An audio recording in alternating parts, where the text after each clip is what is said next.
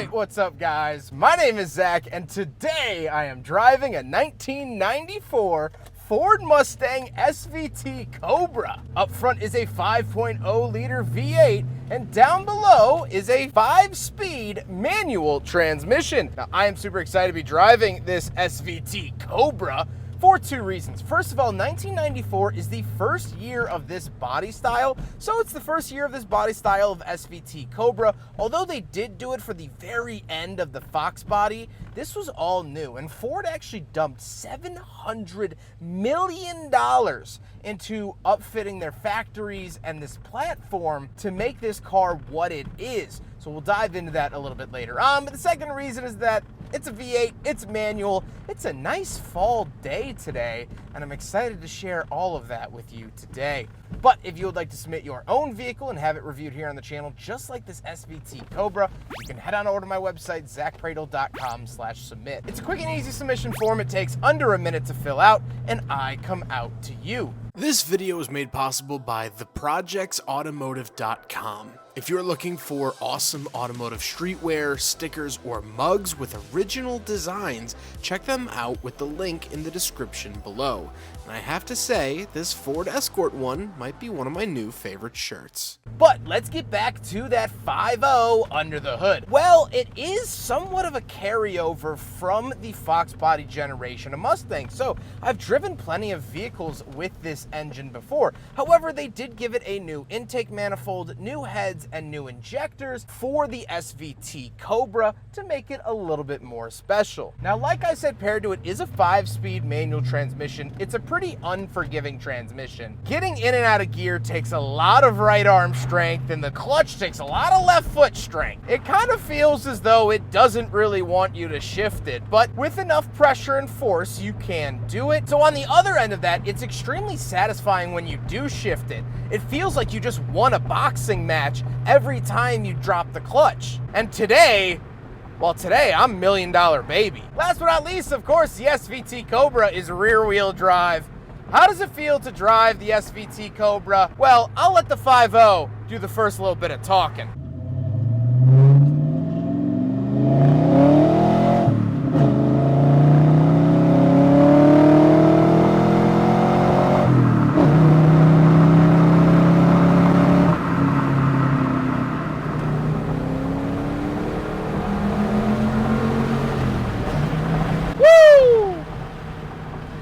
It's fun. It's not like crazy fast or anything like that, to be expected, but oh man, it is fun. It is fun. It gets your goose for sure. The steering is light, but the shifter's heavy, which is normally the other way around, but it's not bothering me any bit. Visibility is good. The ride quality is fine for a muscle car, sports car, whatever you want to classify this as.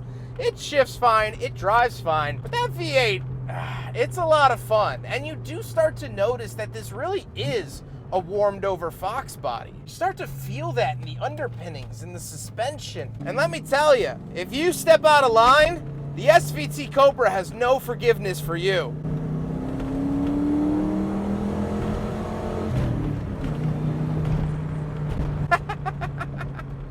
But why should it?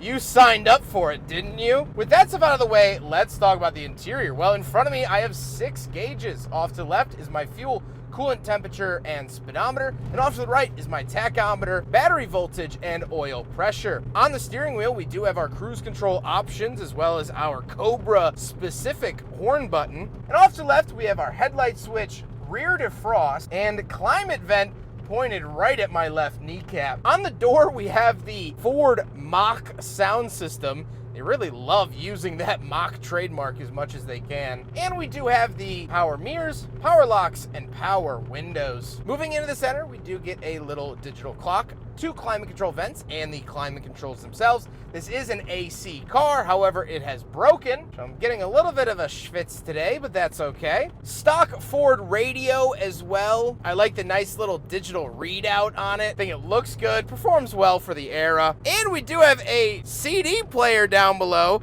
This is stock as well, which was optional and a nice feature to have here in the Cobra. Then we have the shifter. The shifter is twisted and contorted in such a way that it does feel and look kind of awkward, but it serves its purpose, and, well, it does it pretty dang well. Then we do have an openable ashtray and cigarette lighter, our fog lights, and a little center console slash armrest. However, this is actually where the cup holder is found. You pull it out of the dash, and so we will do a big friggin' bottle test in the 94 SVT Cobra. It fails, but bonus points for having this fun little cup holder. The seats are actually very, very comfortable. Now, the overall build quality of this generation of Mustang was not that good. And I find it kind of laughable because when I reviewed the Fox body Mustang on the brochure, they said quality is job one. Well, they seemingly forgot about that when they moved to this generation. Quality was job, I don't know, 6 or 7, maybe. But the seats are incredibly, incredibly comfortable. I sink right into them.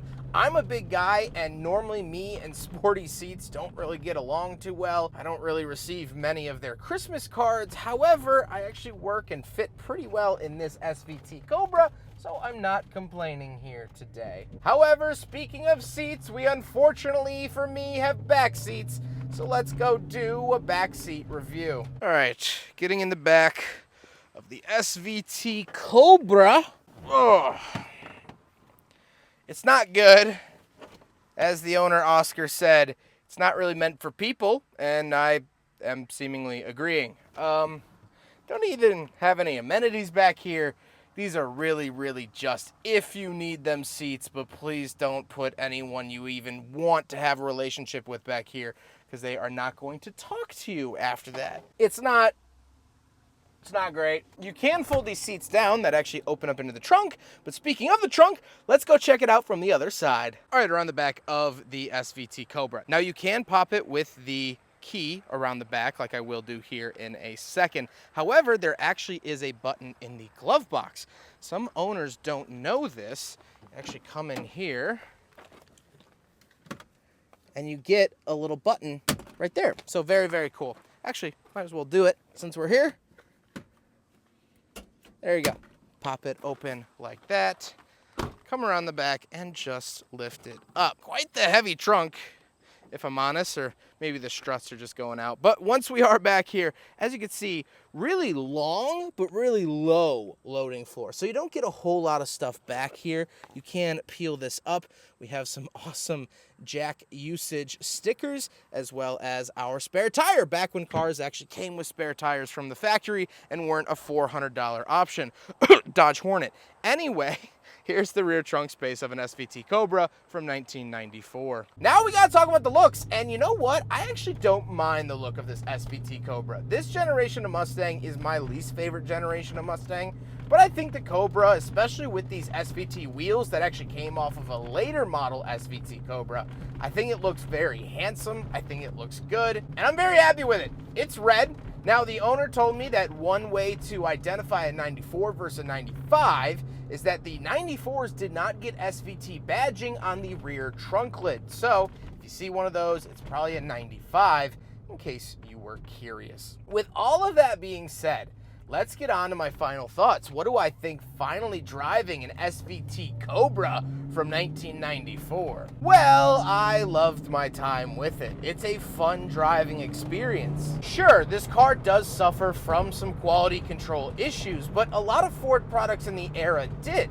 That's nothing really new. What this car did do back in its day was usher in the new era of Ford Mustangs, where they could be a little bit more rounded, where they could be a little bit more daily driver, where they started to have more features. The Fox body, although people daily drove them, they were never like nice cars. But this actually looked pretty presentable. It didn't have as much of a bad boy mentality as the Mustangs before it. But really, I mean, the best thing, I don't really even need final thoughts.